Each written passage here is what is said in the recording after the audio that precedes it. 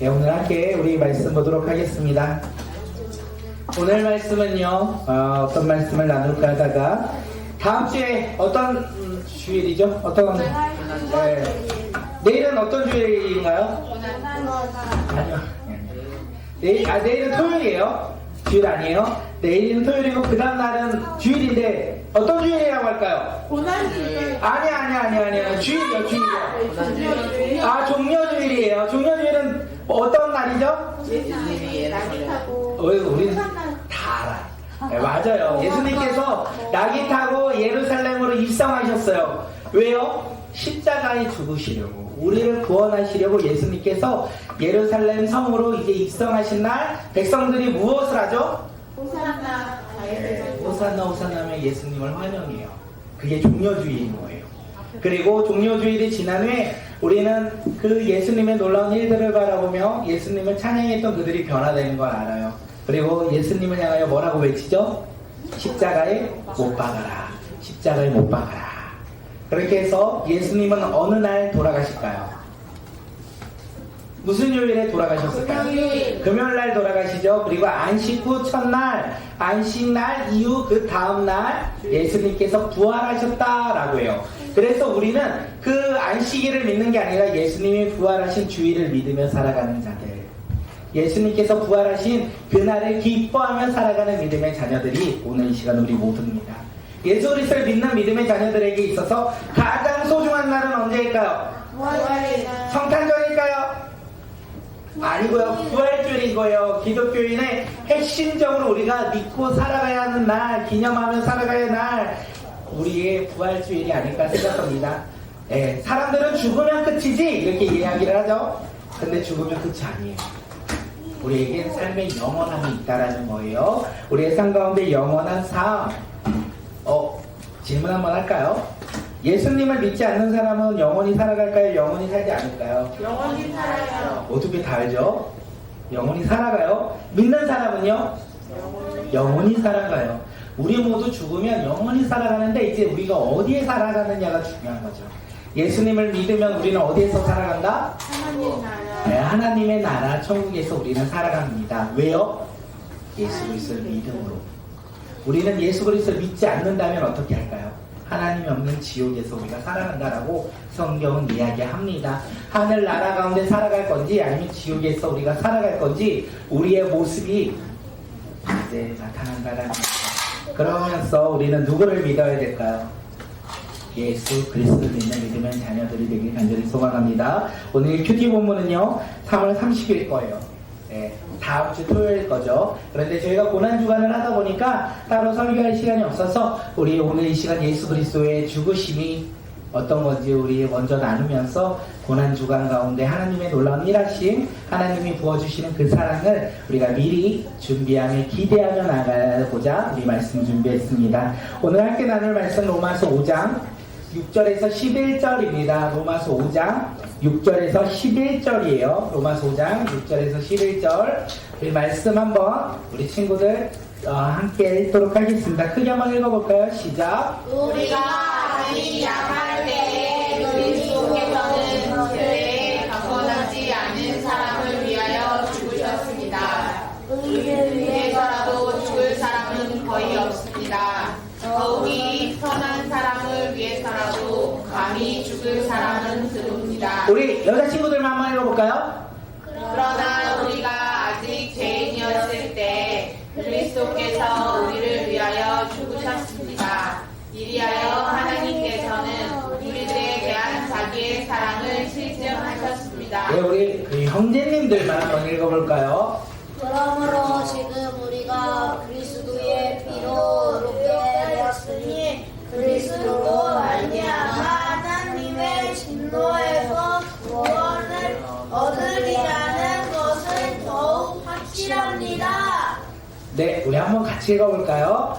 우리가 하나님의 원수일 때에도 하나님의 아들의 죽으심으로 말미암아 하나님과 화해하게 되었다면 화해한 우리가 하나님의 생명으로 구원을 얻으리라는 것은 더욱더 확실한 일입니다. 우리 초등학생이들만 읽을게요. 시작. 그뿐만 아니라 우리는 또한 우리 주 예수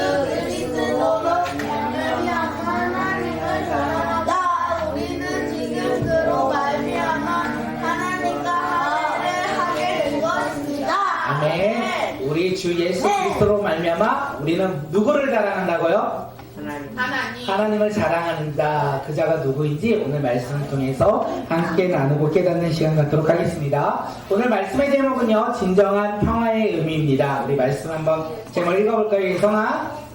읽어볼까요? 진정한 평화의 도윤이도 한번 읽어볼까요? 진정한 평화의 모습. 네, 진정한 평화의 모습, 그 모습이 어떤 모습인지 오늘 이 시간 우리 함께 말씀 나누도록 하겠습니다. 예전에 세상을 정복했던 나라가 있습니다. 어떤 나라일까요? 네? 맞아요. 로마예요. 아니에요. 로마가 세상을 정복했을 때 로마는 자기네 나라를 로마라고 부르지 않았어요. 팍스 로마나 이렇게 이야기했어요. 팍스가 뭘까요? 맞아요. 평화예요. 로마나는요? 로마. 팍스 로마라는 평화가 로마로부터 시작된다라고 로마인들이 자랑스럽게 이야기했습니다. 세상의 평화는 로마로부터 시작된다라고 로마인들은 생각하고 이야기를 했죠.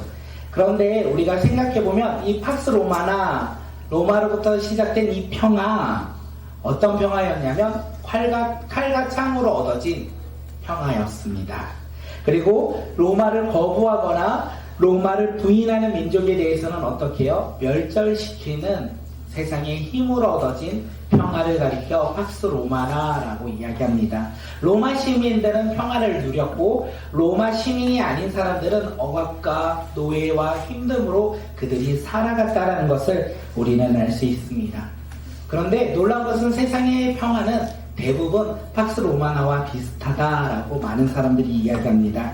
강한 사람들이요, 약한 사람들의 것을 빼앗으며 더 많이 누리고자 하는 것이 바로 팍스 로마나, 그 평화를 누리며 살아가는 사람들의 모습, 현대인의 모습이 아닐까 생각합니다. 팍스 로마나의 평화는 거짓과 속임수가 가득합니다. 왜냐하면 빼앗기기 때문에 그렇습니다. 많이 가진 자가 더 많은 것을 누리고자 하기 때문에 그렇습니다. 팍스 로마나를 한자성어로 가리키면 뭐라고 할까요? 양육강씨. 약할 야 제가 찾아봤어요. 살육, 그리고 강할 강 먹을 씨. 강한 자가 약한 자를 어떻게 해요? 희생시킨다. 힘 있는 자가 힘이 없는 자의 것을 모두 빼앗는다라는 거예요. 이게 이 세상을 다스리는 팍스 로마나의 시대의 모습이 아닐까 생각되어집니다. 어떠세요? 우리는 강한 사람으로서 약한 사람들의 것을 빼앗으며 혹시 살아가고 계시지는 않으십니까? 그런데 놀라운 것은 우리가 그렇게 살아가고 있다는 거예요. 제가 이 말씀을 준비하면서 제가 회사 생활을 할 때 생각을 참 많이 했습니다. 회사 생활을 하면서 인정을 받아야 된다는 생각을 했어요. 왜냐하면 인정을 받으면요, 돈을 더 많이, 월급이 오르고요, 그리고 진급도 더 빨리 할 수 있기 때문에 그렇습니다.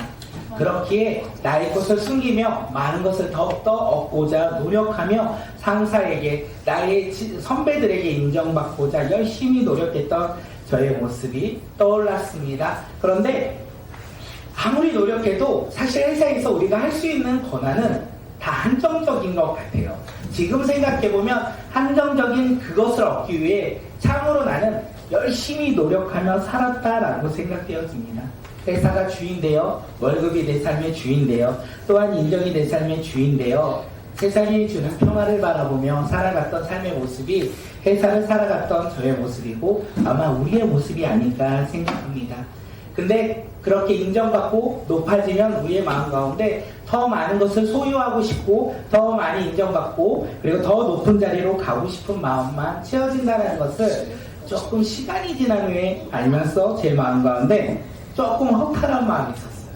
조금 더 많은 것을 누리면 기쁠 줄 알았는데 더 많은 것을 누리고자 또 그 모습 속에서 살아가야 하는 모습이 참 허탈한 인생의 모습이 아닐까 생각되어집니다. 인정받으려면요, 다른 사람을 이겨야 돼요. 나와 함께하는 사람을 이겨야 돼요. 그러므로 우리는 신뢰하며 살아가는 사람들이 아니라 경쟁 사회 속에서 불신하며 사람의 신뢰가 아닌 나의 드높임을 바라보며 살아갔던 모습, 그 모습이 세상을 살아가는 모습이 아닐까 생각되었습니다. 세상의 평화는요, 많은 것을 누리고자 어떻게 해요? 나로 말미암아 다른 사람이 낮아져야 된다는 거예요. 내가 높아지려면 누군가는 낮아져야 된다는 것입니다. 그렇게 해서 얻은 평화, 그래서 얻은 많은 물질, 그리고 얻은 많은 인정. 그런데 놀라운 것은 사라지는 것들이더라고요.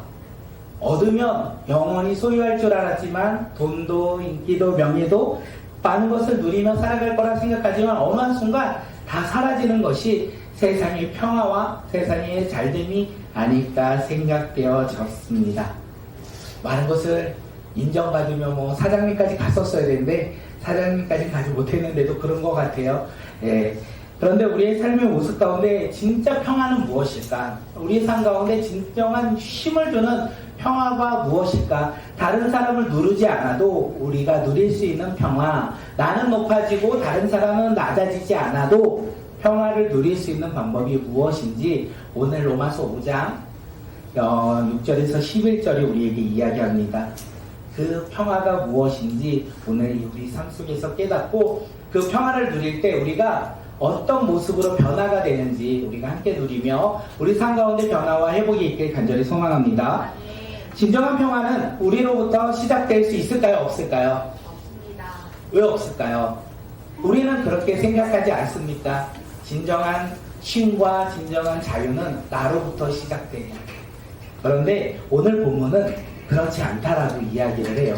오늘 본문은 진정한 평화, 진정한 쉼, 진정한 휴식, 진정으로 우리가 누리는 평화는 나로부터 시작될 수 없다라고 이야기합니다. 우리 도윤이와 예성이가 5장 6절이죠. 5장 6절 한번 크게 읽겠습니다. 시작. 우리가 아직 약할 때에 그리스도께서는 제 때에 경건하지 않은 사람에게 죽으셨습니다. 진정한 평화는 우리가 아직 약할 때 우리로부터 시작될 수 없다는 거예요. 우리가 연약할 때 시작되기 때문에 우리가 약할 때 시작되기 때문에 우리로부터 시작될 수 없다는 것입니다. 그렇게 우리가 이 세상을 살아가며 평화, 쉼, 누림, 자유, 수많은 것들을 우리가 얻을지라도 그것이 진짜 우리가 영원히 소유할 수 있는 것이 아니라는 것을 이야기해요. 성경에서 말하는 진정한 평화는 우리의 조건과 상황과 환경과 전혀 상관없이 주어지기 시작한다라고 성경은 이야기합니다. 나의 의지와 나의 능력과도 상관없이 진정한 평화는 우리 삶 속에서 이루어진다라는 거예요. 그것이 누구로부터 시작되는지 아십니까?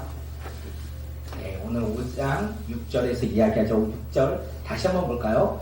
우리가 아직 약할 때, 우리가 아직 조건이 없을 때, 우리가 가진 것이 없을 때, 우리 능력이 부족할 때에 그리스도께서 제때에 그리스도께서 우리를 위해서 일하실 그때 이제 시작된다는 것을 성경은 이야기합니다.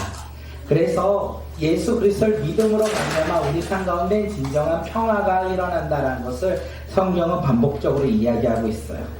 예수 그리스도가 이제 그때가 되어 죽었다라고 오늘 성경은 이야기합니다. 예수 그리스도가 제때에 경건하지 않는 사람을 위하여 죽으셨다라고 성경은 이야기하고 있어요. 하나님을 사랑하는 사람을 위해서 죽으신 것이 아니라 예수 그리스도가 경건하지 않는 사람들을 위하여 죽으셨다는 거예요. 예수님께서 죽으시면서 경건하지 않는 사람들, 연약한 사람들, 부족한 사람들을 바라보며 어떠한 기대와 소망이 있어서 그들을 위해 대신 죽으셨을까요? 그러면 그때 돌아가시지 않지 않았을까 생각합니다. 예수 그리스도의 죽음은요, 우리의 모습과 상관없이 하나님의 계획 가운데, 하나님의 사랑 가운데 이루어졌다는 것을 오늘 우리에게 이야기합니다.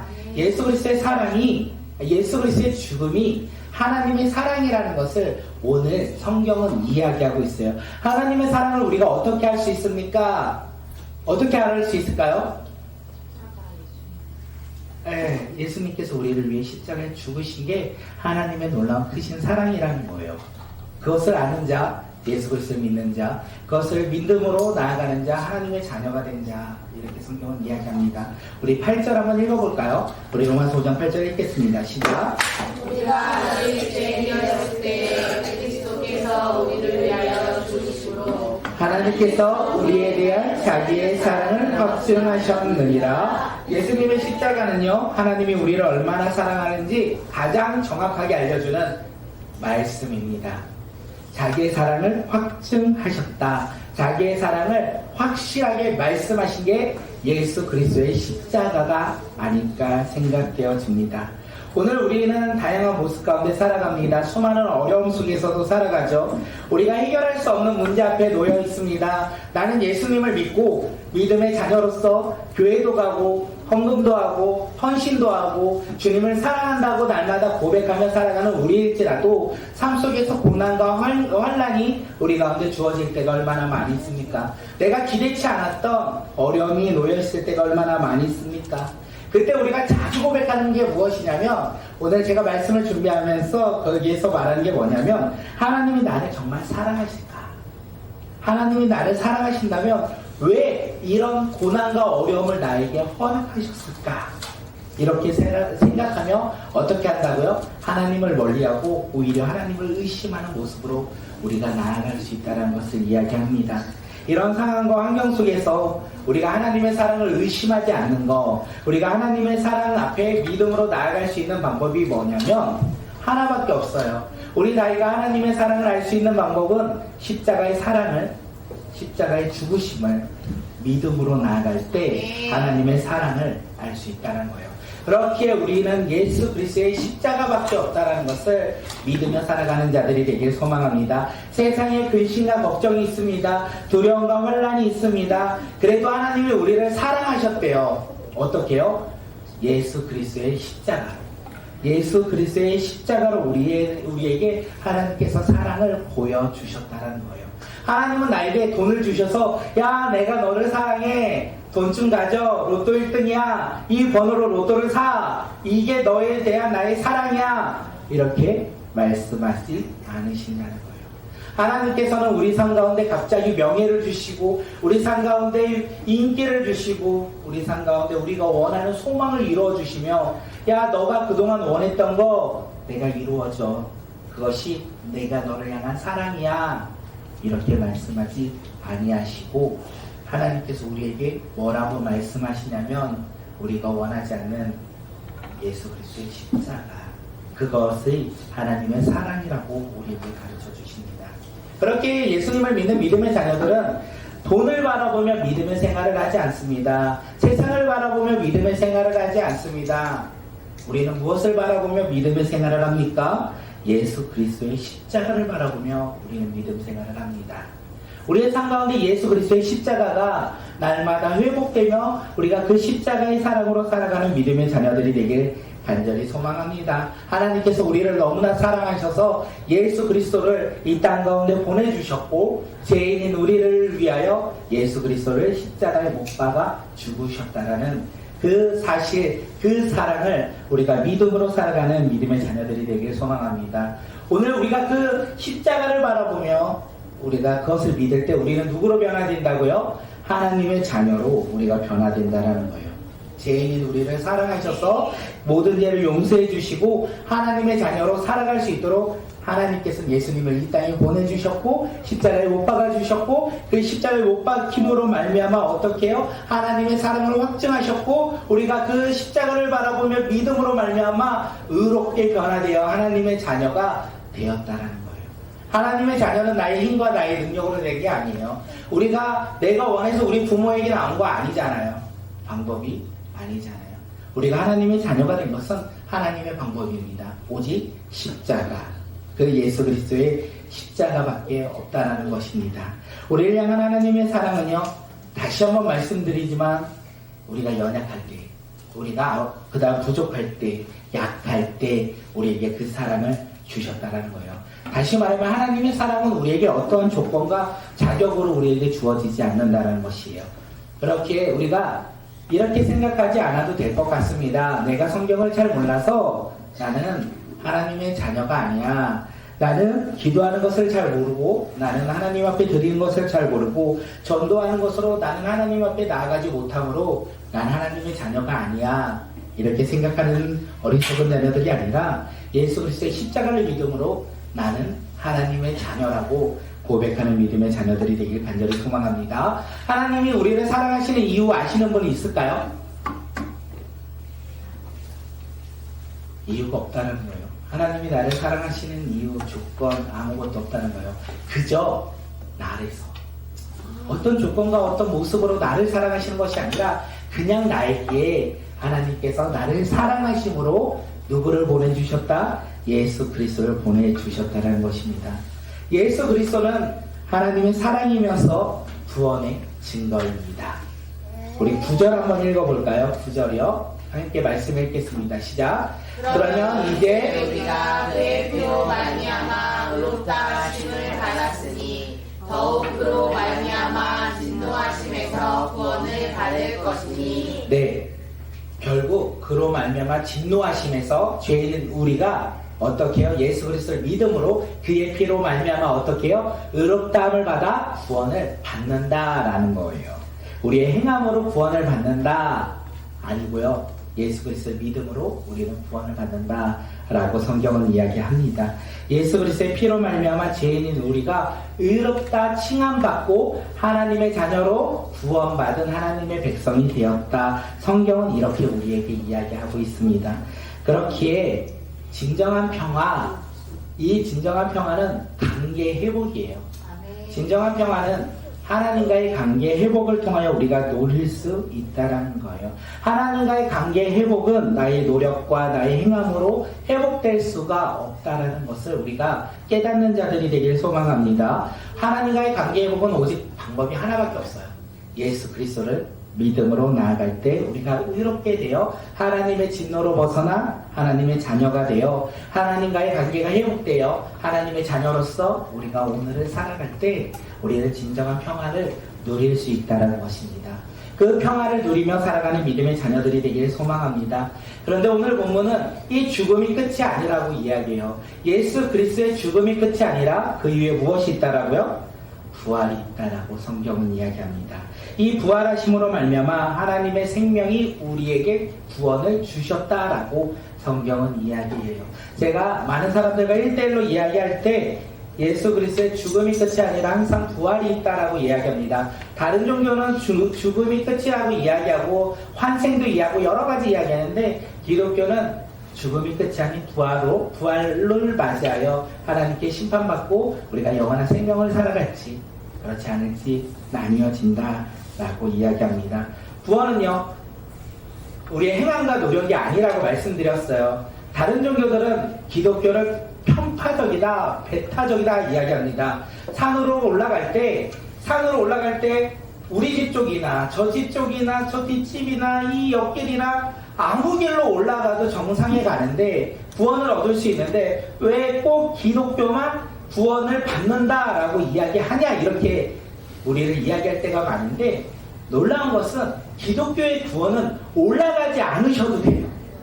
산으로 올라가지 않으셔도 돼요. 그래도 구원받아요. 왜요? 예수님께서 내려오셨기 때문에 그렇습니다. 그것이 부활의 죽음과 십자가의 죽음과 부활이라는 거예요. 우리의 죄를 사하여 주시는 그 예수 그리스도의 죽음과 부활로 말미암아 우리는 구원받은 자녀들이라는 거예요. 그래서 내 행함에 따라 나의 노력에 따라 나의 모습에 따라 구원받았다 이렇게 생각하는 자들이 아니라 우리는 주님의 사랑으로 말미암아 구원받은 하나님의 자녀로서 오늘을 살아가는 자들이 되길 소망합니다. 하나님의 생명을 얻었다라는 것, 하나님의 자녀가 되었다라는 것 이제 확실히 알아도 되는 게 뭐냐면 나의 노력과 나의 행함이 아니라는 거예요. 구원받은 하나님의 자녀들은 나의 노력과 행함으로 구원받았다라고 생각하지 않아도 된다는 거예요. 그러면 어떻게 구원받았습니까? 이렇게 질문하면 뭐라고 대답하시겠습니까? 믿음으로. 누구를요? 예수 그리스도를 믿음으로 말미암아 죄인인 우리가 의롭게 되었다. 성경은 이야기했습니다. 우리가 의롭게 되어 하나님의 진노가 아니라 이제 우리는 하나님의 자녀가 되었어요. 사망이 아니라 우리는 생명을 소유한 하나님의 자녀가 되었다는 것입니다. 우리 로마서 5장 17절 우리 함께 말씀 읽도록 하겠습니다. 시작. 누구든지 그리스도 안에 있으면 그는 새로운 피조물입니다.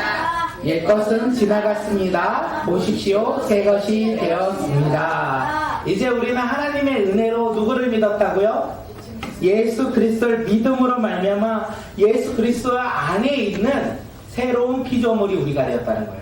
새로운 피조물은 무엇입니까? 하나님의 자녀가 되었다는 거예요. 오늘 이 시간 우리는 하나님의 자녀가 되었어. 그래서 이전 것은 지나갔으니 보라 새 것이 되었도다. 우리는 새 것인 거예요. 무엇이 새 것이 되었습니까?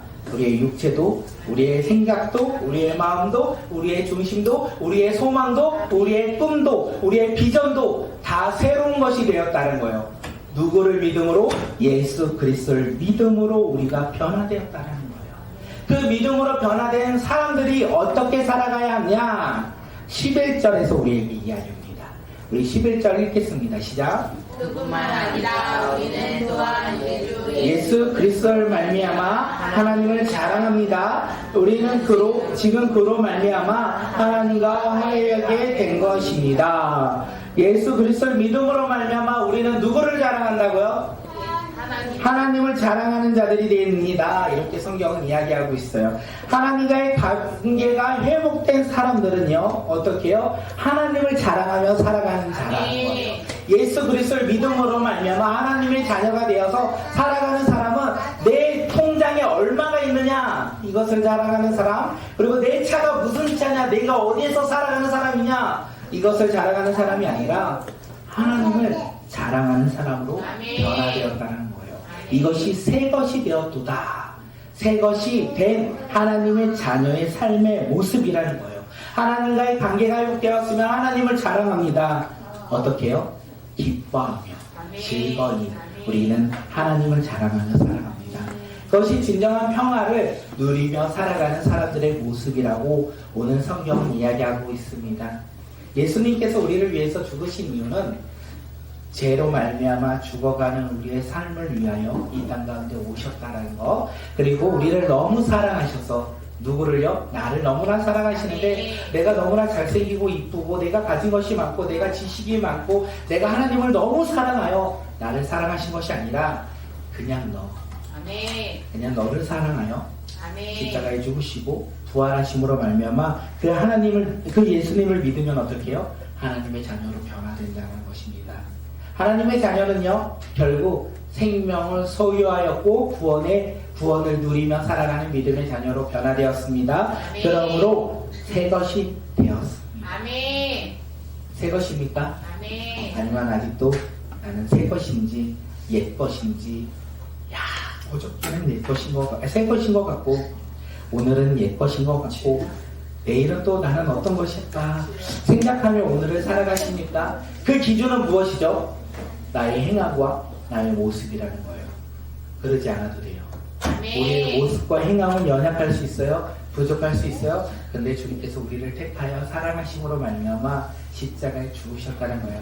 그래서 날마다 우리는 하나님의 새로운 새거, 하나님의 자녀로서 믿음으로 살아가는 믿음의 자녀들이 되길 소망합니다. 담대하게 살아가십시오. 힘들고 어려울지라도 두려움이 있을지라도 내가 예수님을 사랑하는 믿음의 자녀일까? 라는 생각이 들지라도 우리는 믿음으로 선포하며 나는 하나님의 자녀 예수 그리스도를 믿음으로 십자가의 죽으심과 부활로 말미암아 하나님의 자녀가 되어 비록 연약할지라도 나는 하나님의 자녀로 살아가는 믿음의 자녀다 라고 고백하며 살아가는 주님의 자녀들이 되길 간절히 소망합니다.